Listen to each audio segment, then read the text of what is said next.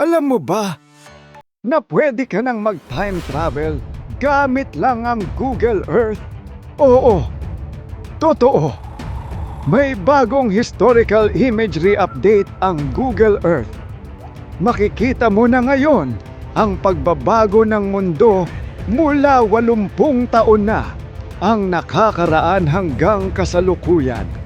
Halimbawa, makikita mo kung paano naging syudad ang isang probinsya o kung paano lumawak ang Maynila simula pa taong 2040.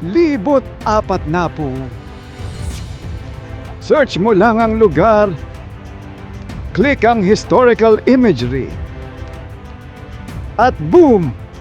Time travel ka na. Gusto mo pa ng tech trivia? Like, follow, subscribe at abangan ang next episode.